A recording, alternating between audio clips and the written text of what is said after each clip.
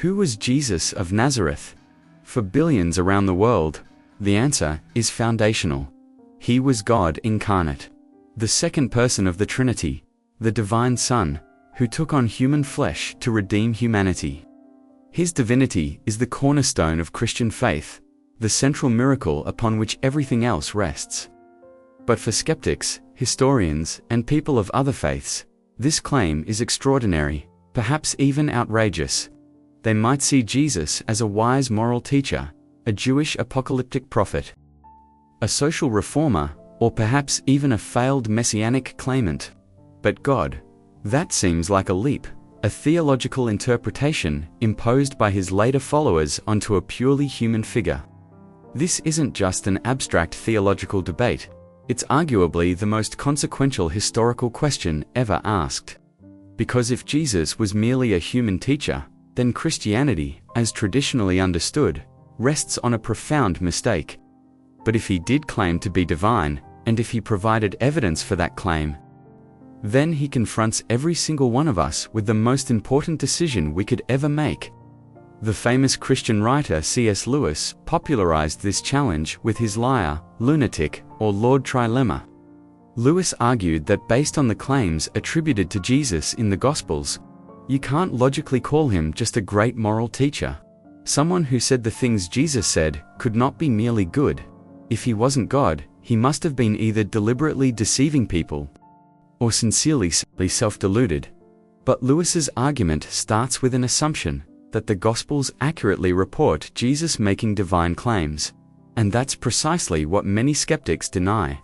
They argue the divine claims were put into Jesus' mouth decades later by his followers, who transformed the human rabbi from Galilee into a divine savior figure.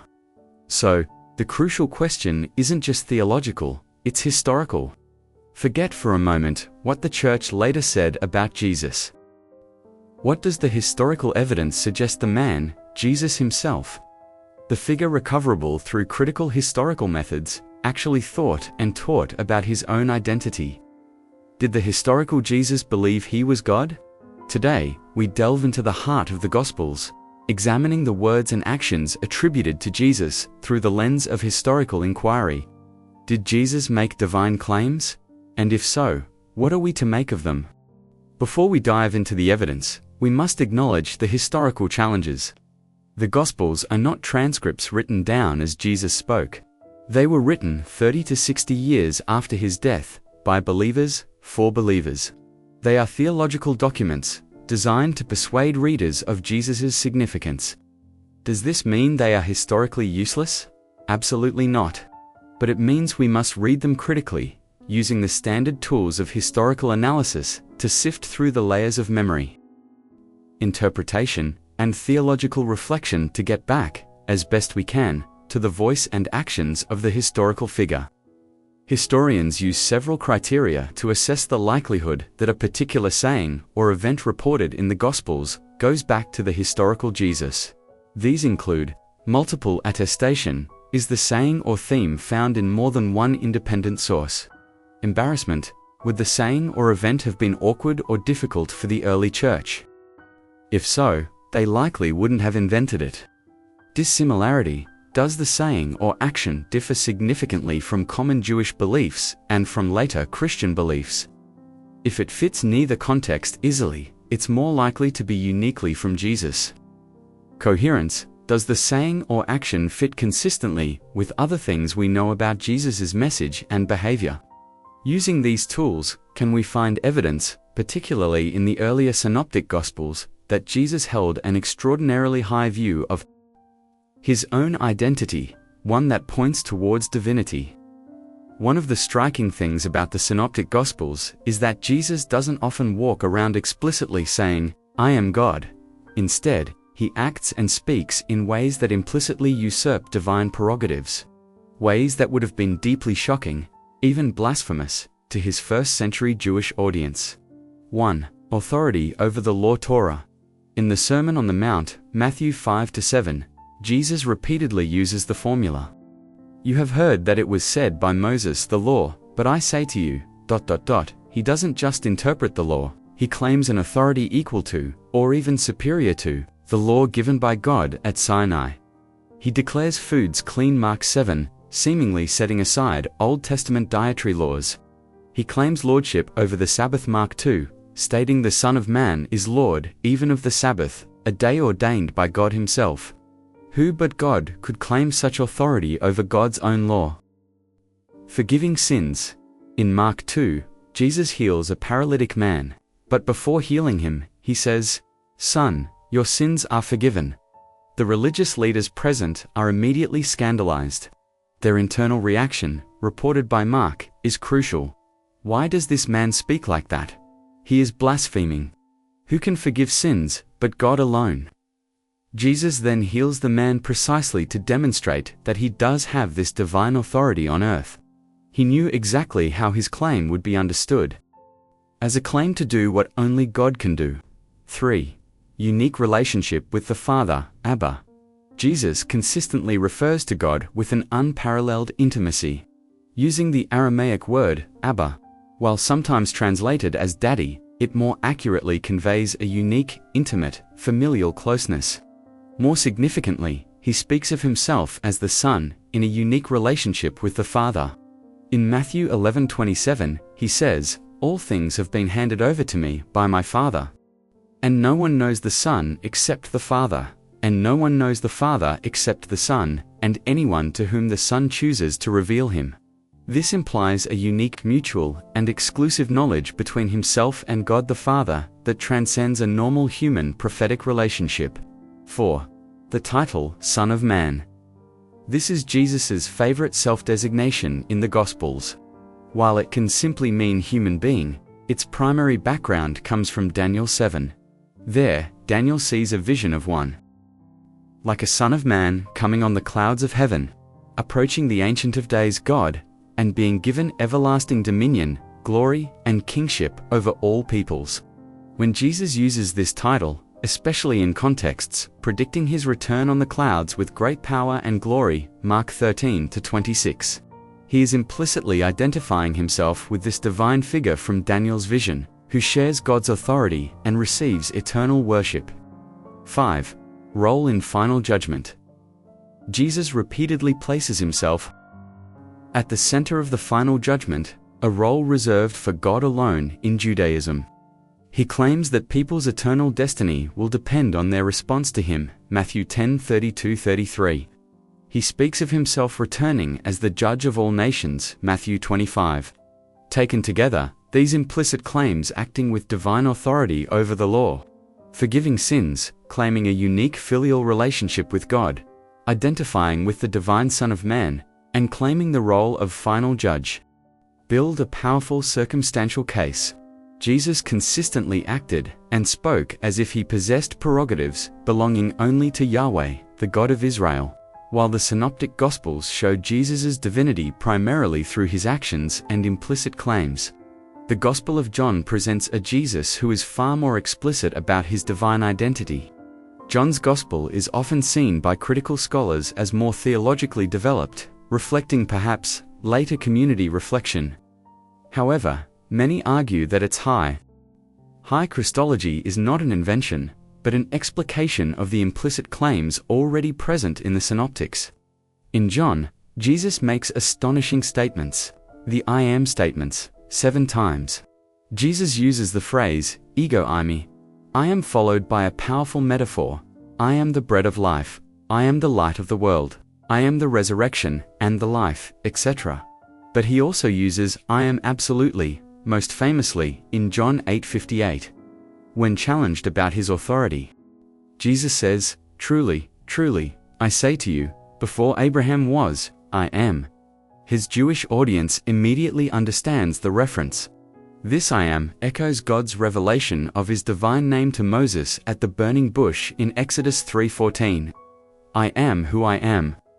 Their reaction: they pick up stones to execute him for blasphemy. They knew exactly what he was claiming. Equality with the Father. Jesus repeatedly speaks of his unity and equality with God the Father. I and the Father are one, John 10:30, again, leading his audience to attempt to stone him for blasphemy, because you, being a man, make yourself God, John 10:33. He claims, "Whoever has seen me has seen the Father," John 14-9. Receiving worship. Throughout the Gospels, Jesus accepts worship that, in a Jewish context, was due to God alone. Perhaps the climax is after the resurrection, when Thomas, seeing the risen Christ, declares, "My Lord and my God." John 20:28. Jesus doesn't rebuke him for blasphemy. Instead, he affirms his faith. While scholars debate the precise historical weight of John's Gospel compared to the Synoptics, its testimony is clear. The Jesus portrayed by John explicitly understood himself to be divine.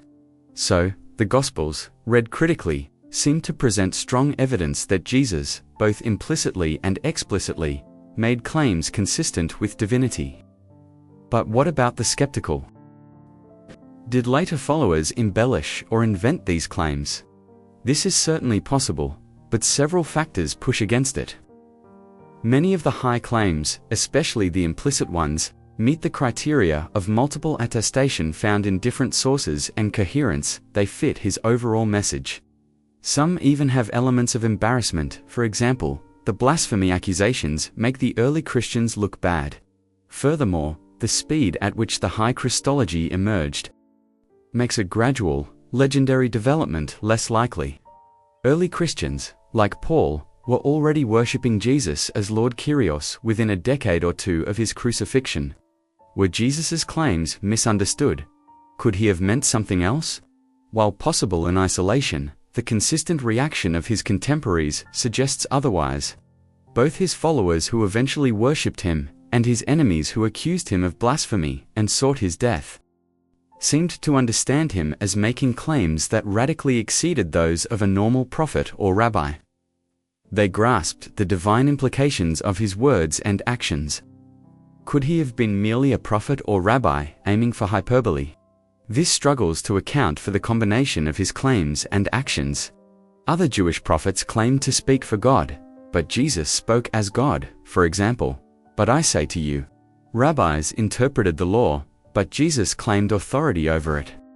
Holy men might perform healings, but Jesus forgave sins directly.